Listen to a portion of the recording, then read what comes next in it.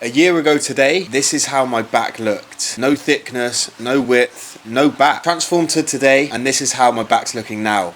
A lot better, still a lot of work to do. And in this video, I'm gonna break it all down for you. If you're struggling to grow your back, then keep watching, because this is how I transform my back from here to here in the space of a year. So firstly, with back, you have to understand what you're training. Your back is different to your other muscles. Your back consists of two main areas, your lats and your upper back, which consists of your rhomboids, your traps, your rear delts. You do also have your erectors at the bottom of your back, but we'll come on to that. So to train your back, you need to think about training your back for lats and then upper back separately. This is how I found I got the best results. Your lats will give you the width, and then your upper back will give you the thickness and the density. And to have a great back, you need both, coupled with some thick erectors, and you're going to have an amazing back. So most people will only focus on one area or over focus on one area and forget about the other area. So we're going to start with lat training. Now lat training is a little bit more, I say complicated, but you need to think about it a bit more than training your upper back. So I'm going to give you two huge tips that are going to completely transform how you train your lats. The first tip is you need to find length. And by this, I mean you need to find a full stretch in your lats when you're training it. Now, of course, when you train other muscles, you also need to find a good stretch, but it's even more so important that when you train your lats, you need to find length and really stretch that lat out. Now for the second tip, and probably the most important tip. When you're training your lats, you need to initiate the movement by pulling down rather than back. When you pull down, you initiate your lats to do the work. When you pull back, it's going to be more of your upper back or your traps. We don't want this. So think about pulling down, and then when you pull down, you will in turn pull back as well. So just to give you a quick demonstration on what I mean by this point here, you need to couple this with thinking about driving with your elbows. This is so important. With lat training, drive with your elbows and drive down rather than back, and this will absolutely transform your lat training. So just to give you a quick demo on what I mean here. So say you're in a rowing position here. What you need to do is think about driving with your elbows. So forget about your hand here. You need to just drive down with your elbows.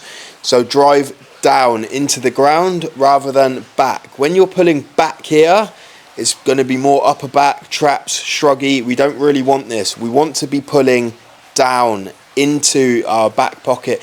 Literally do it as you watch this video, and you will see that your lats engage massively. So that's going to be a huge tip that's going to transform your lat training. Last of all, on lat training, you want to train your lats in all ranges, up high and then mid as well. So I would advise doing lots and lots of single arm rows. Single arm mid rows and then single arm high rows. These are going to be two of the main exercises that are going to build your lats. You'll see it all the time from people nowadays doing single arm mid rows and then single arm high rows, because these are two movements where you really can connect with your lats. Just before we move on to the next part of the video, if you are struggling to build muscle like Adele was, or you are struggling to drop body fat like Ross was, then reach out to me on Instagram. Drop me a message with the word results, and we can have a chat and see how I can help you with your situation. So moving on to the next part of your back, which is your upper back, which mainly consists of your traps, upper, mid and lower, your rhomboids, and then your rear delts as well. And this is going to bring that thickness to your back, coupled with the width of the lats. You're going to have a great back. So with your upper back, it's a little bit more simple. All you need to think about is your shoulder blades, your scapulars, going over and around your rib cage. And then when you pull your arms back, you are pulling back here rather than down. You just want to squeeze your shoulder blades together. So some tips for upper back training is always have some sort of chest supported row in your upper back training. This means that you can brace into the pads and you haven't really got to think about anything other than squeezing your shoulder blades back as hard as you can, and then getting a full stretch with those scapulars going around the rib cage. Also, with your upper back training, your elbow path doesn't want to be in by your sides like your lats would. So when you train lats, your elbows are going to be in by your sides as tight as they can. When you train upper back, your elbows are going to be more flared. This is going to hit more of the upper back. This is going to hit more of the rear delts. So just remember that as well. So elbows are coming out to the side more. Scapulars are going over and around the rib cage, and then when you squeeze back and contract, you're thinking about squeezing your scapulars as hard as you can. So again, a couple of movements that transformed my upper back from where it was to where it is now is a T-bar row. I think we can all agree this is probably, if not the best, one of the best back exercises that you can do. So a chest supported T-bar row. Another great exercise would be a chest supported normal row. So just a mid row sat down in the seat. I used to really like the Prime one, but I don't actually have access to this at the minute. So a T-bar row and then a chest supported row of some sort. Those two movements are going to really build your upper back. And then of course you do want to add in some isolation work for your rear delts, because you're not going to grow massive rear delts just training your back like that. So think about doing single arm rear delt movements as well. Face pulls can be good, but at the end of the day, I found that to grow my rear delts, I had to move through a few different movements to find what works for me. And in all honesty, one of the best movements that I've found works for me is just some dumbbell rear delt flies on a bench with a chest support. I use the chest support because it means that I don't have to think about anything else other than what I'm doing with the dumbbells. And just to touch on your elbow path again, the higher your elbows are, the more rear delt it's going to hit. So just be careful of that as well. Just to quickly touch on erectors, because big thick erectors are going to make your back look so much better. And I think we all know that if you want big erectors, you need to be doing some sort of hinge movement, ideally an RDL, a Romanian deadlift. This is going to build huge erectors, and this was one of the movements I really focused on. I didn't have my hinge movement on a back day, I had it on a leg day. And that's how I like to have it, but make sure you do have some sort of hinge movement in your program. So just to go over some key principles then, because you need to put everything together to really start growing your back. Firstly is training frequency. So I trained over 2 different splits in that year where I built my back to a better place.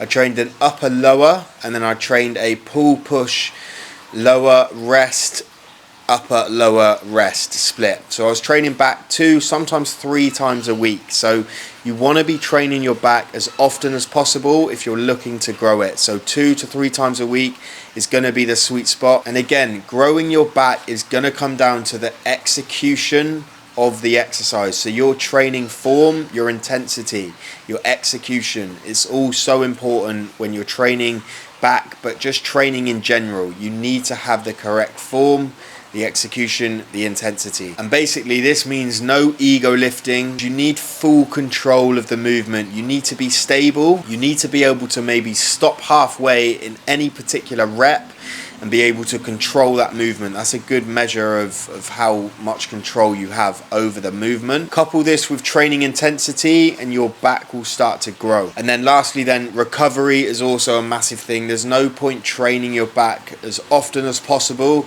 if you're not recovering from it. You need to be able to recover from it. That's why 2 to 3 times a week is often the sweet spot. You obviously have to look at volume and how much you're doing in those sessions, but this is going to come from a little bit of trial and error. So make sure you are recovered every time you go in for your next session. Make sure you're progressing your lifts, building strength over time, adding another rep, adding a bit more weight, or even making the form better. So just to finish off, learn to connect with your back, train with intent, and be consistent. You're not going to grow muscle over a few weeks or even a few months. It takes time. So if you found this video helpful, please drop a like, a comment, subscribe, and I'll see you on the next one.